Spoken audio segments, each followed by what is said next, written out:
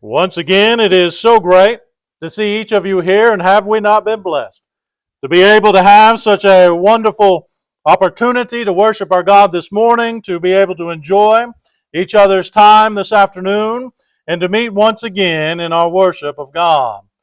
Here on these third Sunday afternoon lessons, we've been looking at a series of lessons based on Ephesians chapter 6, verses 10 through 17 on the armor of God. And having last month looked at the spiritual war that, of course, we are in, are we not, as we walk through this life and prepare for the next. 2 Corinthians chapter 10 and verse 3, "For though we walk in the flesh, we are not waging war according to the flesh."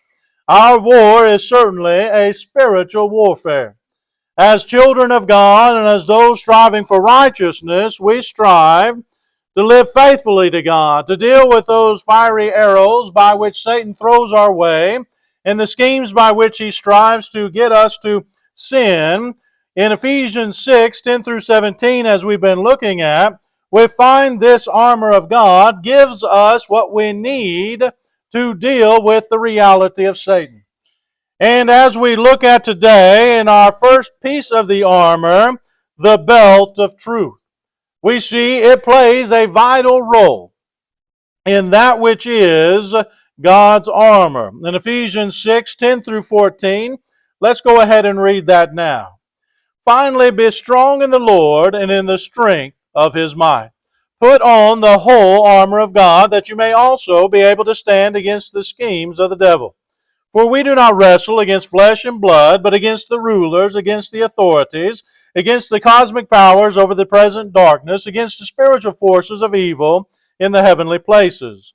Therefore take up the whole armor of God, that you may be able to withstand in the evil day, and have done all to stand firm. Stand therefore, having fastened on the belt of truth." As you and I know, Paul is using the Roman soldier's army that was common to everybody at that time as a visual aid. And he used that as a way to help get across the vital importance of each one of these pieces of armor in the spiritual warfare we are in. And so this afternoon, we're going to take some time and look just a little bit at the reality and really examine why this belt of truth is so important to the armor of God, why God started with it. And it comes down to the reality of the Roman army and the Roman soldiers' outfit, his armor in which he put on, because the belt in which he wore, if it was not what it ought to be, then everything else would fall apart. So what do we learn about the belt of truth in our spiritual fight? You have your handout. Notice we learn that it provides the foundation. In other words, truth anchors everything. In the same way, the Roman soldier's belt anchored every aspect of his armor. This is what the belt of truth does for us today in the armor of God. Truth is the foundational element that stabilizes every other piece of God's spiritual armor. Let me say that again. Truth is the foundational element that stabilizes every other piece of God's armor. Without truth, everything else collapses. Without truth, or the belt of truth, holding every other piece of armor where it ought to be, it is not effective. In fact, it becomes ineffective against Satan's schemes. Let's read again Ephesians 6, 11 through 13. "But put on the whole armor of God, that you may be able to stand against the schemes of the devil." It's going to take all of the armor of God to stand firm there in verse 13 against Satan. Satan's going to throw every fiery dart he has. Satan's going to come at us with every scheme and every manipulation, every lie in his repertoire to try to get us to fall. He's going to do everything he can to get us to believe him and his lies over truth. That's why truth is the anchor or the foundation of everything, of every piece of armor. Truth is the foundation of everything in every piece of armor because Jesus is the truth. In John chapter 14 and verse 6, a very familiar passage, Jesus said, I am the way and the truth and the life. No one comes to the Father except through me. Truth is the foundation of everything and holds everything together because Jesus is the truth. In 1 Corinthians chapter 3 and verse 11, we see it said this way, for no one can lay a foundation other than that which is laid, which is Jesus Christ. The reason why the belt is the belt of truth in our spiritual armor is because truth is the anchor. It is the very foundation of everything in which we learn to understand and recognize and defend against the lies of Satan. Truth is not only the foundation because of Christ, truth is the anchor and foundation of everything because God's Word is truth. In John 17:17, again we remember what it says, sanctify them in the truth, your word is truth. And with that in mind, it's no wonder then Jesus would declare there in John 8:31 and 32, if you abide in my word, you are truly my disciples, and you will know the truth, and the truth will set you free. Because truth is the foundation. The belt of truth anchors every aspect of the armor of God because Jesus, the truth, is the foundation of everything the armor represents. And God's Word is the anchor of everything the armor of God holds true to. We also find, concerning the belt of truth, that it also not only provides the foundation, but that it secures us for battle. What do I mean by that? Truth allows us to always be ready. When the Roman soldier put his belt on and secured all of his armor together with such, the belt had more than just that feature to it, in other words, holding his whole armor together. It also was used for a security purpose that allowed him to be ready for battle. One of the ways in which this was done is when the Roman soldier, before he went into battle, he would take up his tunic and he would stuff it into the belt. He would secure his tunic in the belt so that when he went to running and fighting, he would not stumble over it. In the same way, the belt of truth secures us, doesn't it? So that we do not have to worry about stumbling in our spiritual fight. In Isaiah chapter 40 and verse 8, we read this, the grass withers, the flower fades, but the word of our God will stand forever.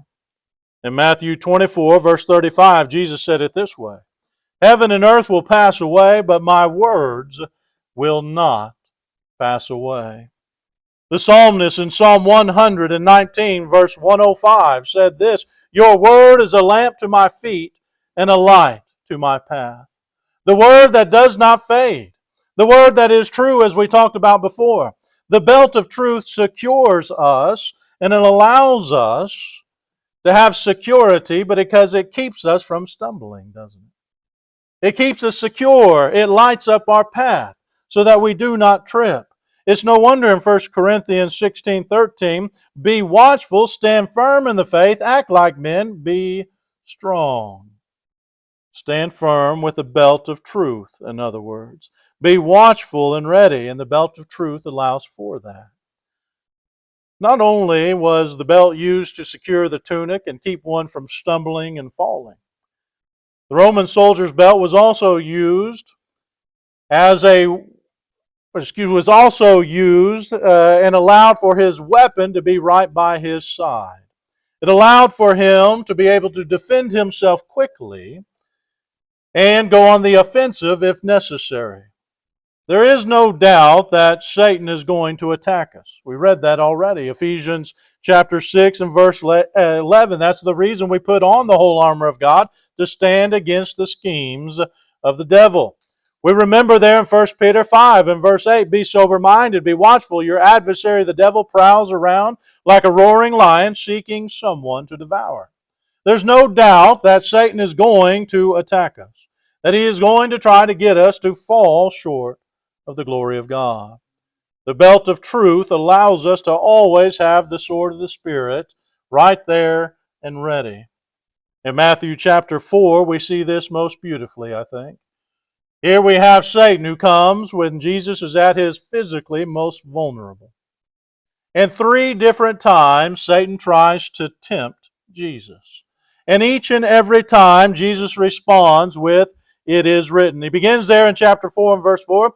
But he answered, that's Jesus, "It is written, man shall not live by bread alone, but by every word that comes from the mouth of God." Satan did not give up. He still was trying to scheme his way into Christ's life and to get Christ to sin. And yet, after he tried another time, Jesus answered him there in verse 7. Again, it is written, "You shall not put the Lord your God to the test." Satan tried one last time to appeal to Jesus' humanity and sinfulness in such, if possible. And yet Jesus once again answered him and said, "Begone, Satan, for it is written, you shall worship the Lord your God, and him only shall you serve." Then the devil left him, and behold, angels came and ministered to him. The belt of truth secures us for battle. It allows us to be ready to not only stand firm and not be tripped up, but it allows us to stand against Satan and the attacks that he might drive our way or come our way by keeping the sword of the Spirit close to us. It secures us for battle. It makes us ready no matter what Satan brings our way. The truth and the belt of truth is vital to absolutely everything we do in our spiritual war against Satan, against his ministers, and against our own fleshly lusts. The belt of truth anchors, or should anchor, everything in our lives and secure us for battle in the war we're in. As you reflect upon your walk with God and the war you are fighting, I pray that the belt of truth is securing the armor of God in which you have. But sometimes we can get caught up in things that simply aren't the truth. All of us can, if we're not careful, if we're not vigilant, be caught up in such. I encourage you to seek truth always, to gird yourself or to put around yourself the belt of truth always, and secure your fight against Satan and your fight for God in this life as you prepare for the next. But maybe it is the case that there's a reason why maybe the belt of truth has not been as tight or secure or upon you like it should. Maybe it is the case that you simply need the prayers and encouragement of this family. If we can help you gird yourself with the belt of truth, if we can help secure that for you, if we can help just simply encourage you or pray for you, let us know by coming forward as we stand and as we sing.